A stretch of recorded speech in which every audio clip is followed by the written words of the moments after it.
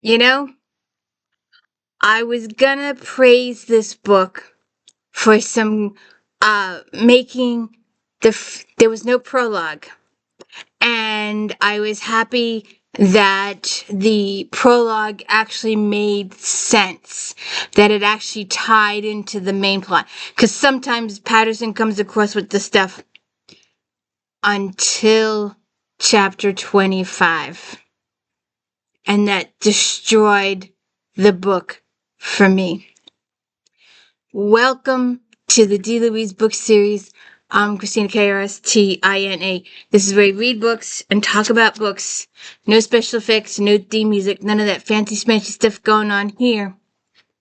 And I do not, spoilers, tons and tons of spoilers with this book. Massive character spoils.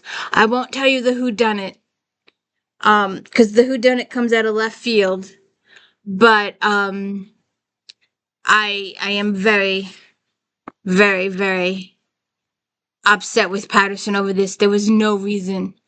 It was not plot line driven. He just did it to be cruel and horrible to us readers, to pull at the heartstrings for anguish. And there was no reason. It wasn't even part of the plot. It wasn't part of the plot. And when it's not part of the plot, why do it? What'd he do? He killed secondary main character for no reason. Person just died. No reason. Not a clue. So my heart is wrenching that this person was killed. That was not fair. Absolutely not fair. I bet the character doesn't think it's fair. But the character's spouse doesn't think it's fair. It just wasn't fair. So up until chapter 25, I have my notes here. And I was saying, this is one of the rare books in this series where there is no prologue and where the first chapter actually is related to the main plot of the book. In previous books, I had some time understanding the relevance of the prologue or of the first couple of chapters. And if I can ever get through a video without her going off, that'd be appreciative too. If you could please hit the like and subscribe, I'd appreciate that too. Let people know I exist. People don't even know I exist. Nobody watches my videos. I've done over 1,000 videos. No one watches them. No one sees. I watched this lady the other day. She was ragging on how she gets 100,000 views of video, and on a low day it's 20,000. And I'm like, I consider 10 a success. 10 people, actually 8, because 2 people are me and hubby. That's it. So maybe 8 people. So, why did Sam Patterson, and I'm going to tell you right now, he kills Samson's wife. He kills her if she dies of Lyme disease, her heart goes. No reason. Just kills her. No plot line. Just kills her. So in the first couple of chapters, we have a couple of kids supposedly thinking first in the beginning that they were catching 2 people necking in a car. But when they get closer, they discover that those 2 people who are necking in the car are deceased. And then they do the wrong thing and decide, well, as long as they're dead, they're not going to need their personal belongings. And they steal necklaces and jewelry and watch, etc. And then you don't hear about these kids till the end of the book. Bree is also having some thoughts about her future career. There's a new police commissioner who does some bad stuff. He makes some really bad mistakes.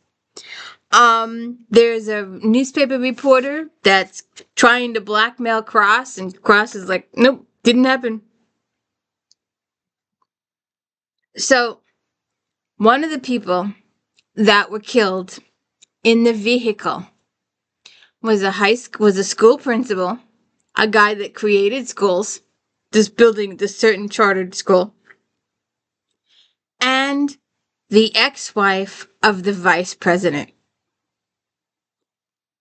And apparently, you will learn later that this woman had some issues, and whether they were really her issues or whether they were influenced by others messing with her, we don't know. But I have a feeling that a lot of her issues when she was younger was caused by other people, uh, drugs or any other stuff they did to manipulate her. And so Alex gets pulled into this case with the dead bodies, the guy with the school, and the wife of the the vice president. And he turns out he knows her. He met her quite a few years ago, and he might have got into something with her, but he decided to go home to Nana Mama and the gang, and this was way before he even met Bree. So that's all that. Then we have a second case, and they're separate cases. At least they're presented as separate cases. There are some young girls who've been going missing for a very long time. They go missing, and about 48 to 72 hours later, their bodies are discovered dead. And Samson is working this case until his wife is deceased. And then he takes a couple days, and then he gets back to it because he needs to stay busy. And so I'm just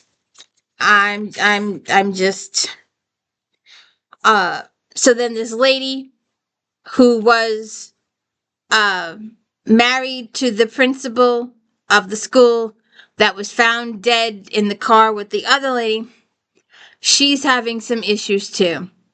And she knew that he was having an affair. She didn't know who, maybe she suspected.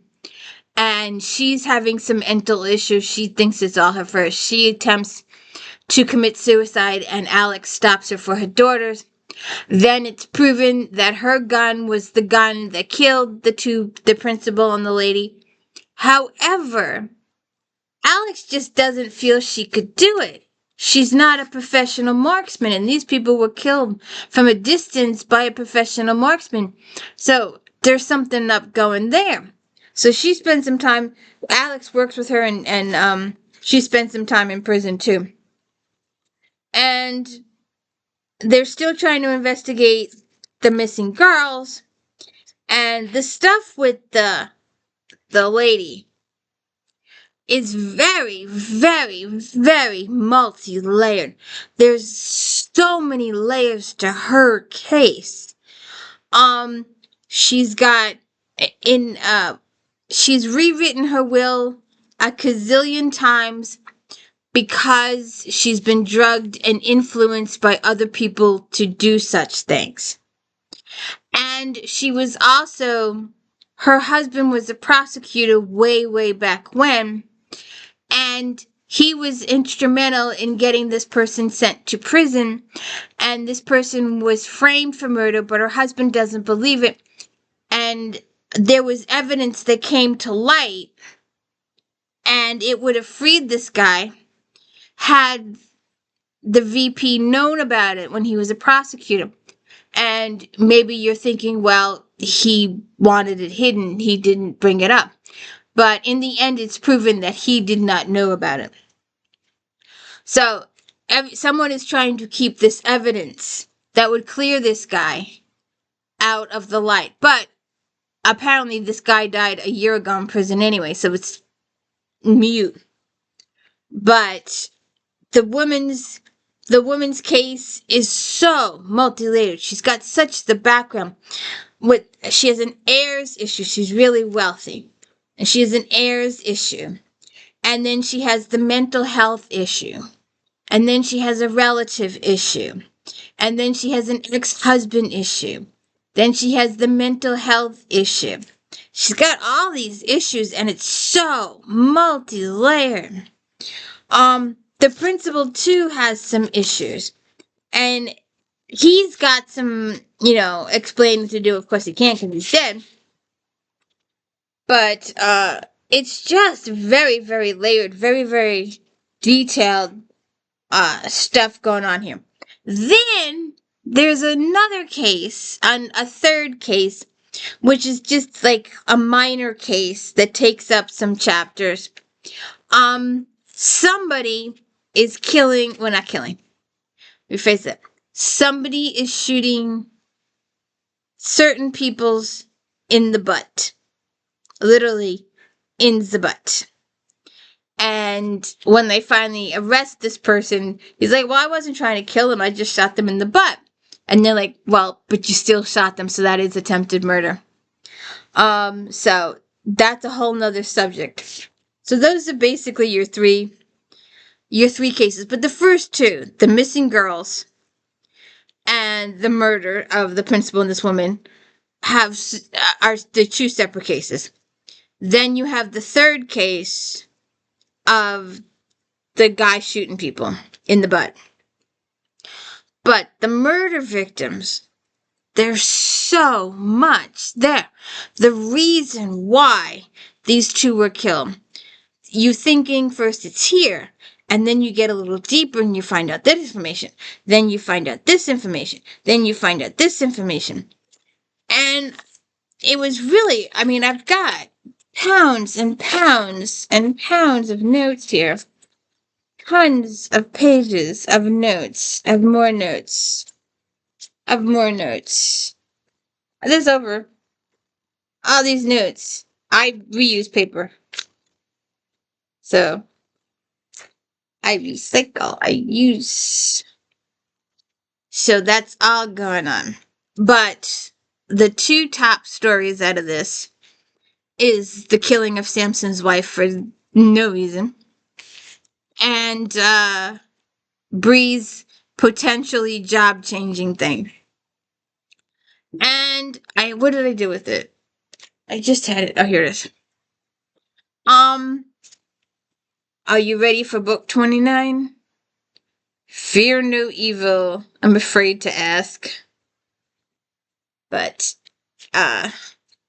it was just, that's going to be my biggest pet peeve about Deadly Cross, is that it was a good book, very multi-layered, very, a lot more detail than we've normally gotten from Cross, from Patterson. But the death of Samson's wife, that just destroyed the whole book. There was no reason for it. There's no plot line to it. Patterson just wanted to pull your heartstrings to have her die like that. Samson was so happy, him and his daughter and his wife, and he has some stepkids. And to her, it's just, I have this thing, and you can fill in the sentence any way you want. It's just good, it's just bad, it's just horrible, it's just awesome, it's just it's just sad. It's just very sad that Patterson did that. And the Bree changing jobs is a little more plotline related. So that made a little bit of a sense because of the situation that happened. But killing Samson's wife was just well, I hope you have a good day. Have a good one.